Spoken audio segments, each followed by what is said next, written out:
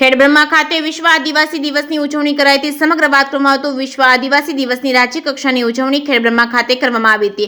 મુખ્યમંત્રી ભૂપેન્દ્ર પટેલની ઉપસ્થિતિમાં કાર્યક્રમની ઉજવણી કરવામાં આવી હતી। મુખ્યમંત્રી ભૂપેન્દ્ર પટેલ રાજ્યમાં 26 સ્થળો પર ઉજવાઈ રહેલા વિશ્વ આદિવાસી દિવસના કાર્યક્રમને વિડીયોના માધ્યમથી સંબોધન કર્યું હતું, જ્યાં મુખ્યમંત્રીએ આદિવાસી વિસ્તારમાં થયેલા વિવિધ વિકાસ કાર્યોનું લોકાર્પણ કરવામાં આવ્યું હતું। સાથે જ વિવિધ યોજના હેઠળ આદિવાસી બંધુઓને મળતી સહાયના લાભોનું વિતરણ કરવામાં આવ્યું હતું।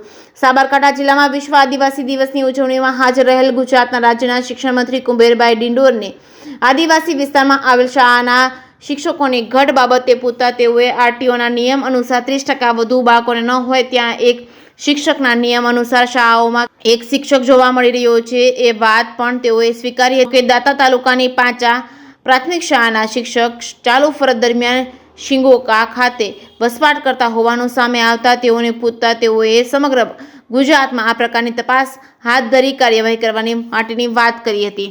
જે કેસની ગુજરાતી સાથે અશોક નાઈ, સાબરકાંઠા।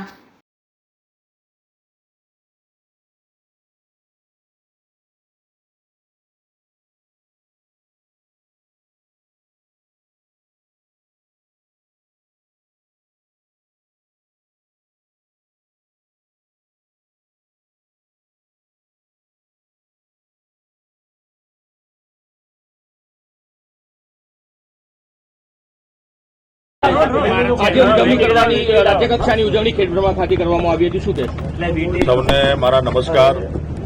આજે સંયુક્ત રાષ્ટ્ર સંઘે જે 9મી ઓગસ્ટ 1994માં વિશ્વ આદિવાસી દિવસ તરીકેની જે ઘોષણા કરી અને એના માર્ચમાં પૂરા વિશ્વમાં જ્યારે આદિવાસી દિવસની ઉજવણી થાય તેના ભાગરૂપે અમે પણ ગુજરાતમાં ગુજરાત સરકારના માધ્યમથી આદિવાસી દિવસની ઉજવણી એક વિકાસના રૂપમાં કરીએ છીએ અને વિકાસના રૂપમાં આદિવાસી સમાજના મારા આગેવાનો છે, આપણા વડીલો, માતા બહેનો, યુવાનો વિકાસના કામોમાં એમને એનો લાભ છે એને મળે એના માટેના પ્રયત્નો આ દિવસે કરે। 365 દિવસ તો આદિવાસી સમાજના ઉત્થાન માટે સન્માનીય દેશના પ્રધાનમંત્રી નરેન્દ્રભાઈ મોદી સાહેબે જે પાયો જે કંડાર્યો હતો વનબંધુ કલ્યાણ યોજનાના માધ્યમથી એને આગળ ધપાવીને અમારા માનનીય મુખ્યમંત્રી શ્રી ભૂપેન્દ્રભાઈ પટેલ સાહેબ આગળ વધારી રહ્યા છે અને આજે અમારા ગુજરાતમાં જે આપણા 14 જિલ્લાઓ અને આપણા 26 જેટલા સ્પોર્ટ પર મારા મંત્રીશ્રીઓ, મારા આગેવાનો અને અમારી જે ગુજરાત સરકાર આદિજાતિ હસ્તક સંચાલિત જે સ્કૂલો હતી, આપણી 838 જેટલી સ્કૂલોનું એ બધાનું આજે લાઈવ અહીંયાથી પ્રસારણ કરેલું છે અને બધાને જોડીને આજે વિકાસના રૂપમાં આ દિવસને અમે ઉજવીએ છીએ અને આજે વિશ્વ આદિવાસી દિવસને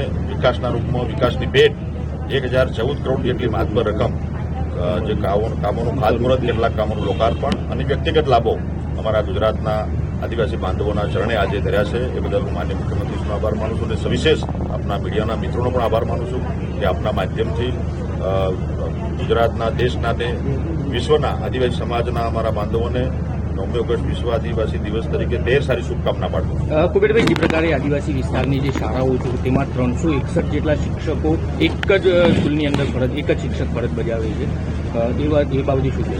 આપને સારું થયું, આપને પણ હું ધન્યવાદ આપું છું। આપ મિત્રો જે આપ જો નરેટિવ કેટલાક લોકો જે ફેલાવી રહ્યા છે, આપણો આરટી જે એક્ટ છે, રાઇટ ટુ એજ્યુકેશન, એનો નિયમ છે કે વિદ્યાર્થી સંખ્યા દીઠ રેશિયો છે સ્કૂલમાં શિક્ષકનો 30 વિદ્યાર્થી એક શિક્ષક મળવા પાત્ર છે। આપનું કેવું સાચું છે કે જે સ્કૂલોમાં સંખ્યા જે 1 થી 5 ધોરણની સ્કૂલો છે અને ત્યાં સંખ્યા 30થી નીચે છે, કેટલીક જગ્યાએ તો સંખ્યા 15 છે, 1 થી 5 ધોરણમાં 15 છે, 17 છે, 20 છે, કોઈ જામનગરની એક શાળા એવી છે ત્યાં 8 સંખ્યા 1 થી 5 ધોરણમાં છે।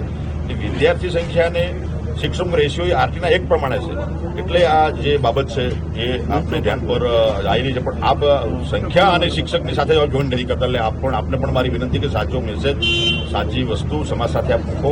અને અમારી બીજી મને આપણા માધ્યમથી હું જાણવા માંગુ છું કે આપણી જે પે સેન્ટરની શાળાઓ છે જ્યાં અમે નક્કી કર્યું છે આપણે ગુજરાત સરકારે આપણા સન્માનની માનનીય મુખ્યમંત્રીના નેતૃત્વમાં કે આપણી પે સેન્ટરની શાળામાં પીએમશ્રી યોજના આપણા મોદી સાહેબે જે શરૂઆત કરી છે, પીએમશ્રી સ્કૂલ 270 જેટલી સ્કૂલ પીએમશ્રી અંતર્ગત આપણે મિત્રો પૂરી કરી છે। કોઈ પણ પે સેન્ટરની સ્કૂલ છે ત્યાં એક 30 વિદ્યાર્થીની એક શિક્ષક, એક ક્લાસરૂમ, ત્યાં smart class, interactive panel, computer lab, stem lab અને સ્કૂલનું આંગણું બધું જ અમે કરવા માંગીએ છીએ, કરી રહ્યા છે। એવી 500 જેટલી શાળાઓ તો આપણી આદર્શ બની ગઈ છે, સ્કૂલો બની ગઈ છે, એ પણ આપ મીડિયાના માધ્યમથી કંઈ બતાવો। અને સાથે સાથે જે વિદ્યાર્થીઓને 1 કિલોમીટરથી વધારે અંતરે જવું પડતું હોય પે સેન્ટરમાં, તો એના માટે ગુજરાત સરકાર આપણી ટ્રાન્સપોર્ટ એલાઉન્સ આપે છે વિદ્યાર્થીને, પોતાના ઘરથી સ્કૂલ સુધી જવાનું ભાડું આપણે ચૂકવીએ છીએ।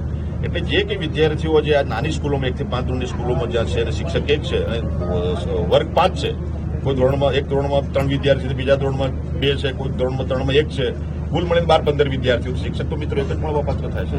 એટલે આપની વાત સાથે હું સમજ છું, પણ સાથે સાથે આ પણ મુદ્દો સમાજના લોકોનો છે. કુબેરભાઈ, બીજું એક કે બનાસકાંઠાના દાંતા તાલુકાની પાંછા સ્કૂલ કે જ્યાંનો શિક્ષિકા બેન છેલ્લા 8 વર્ષથી શિકાગો રહે છે, જેનો પગાર પણ પડી રહ્યો છે.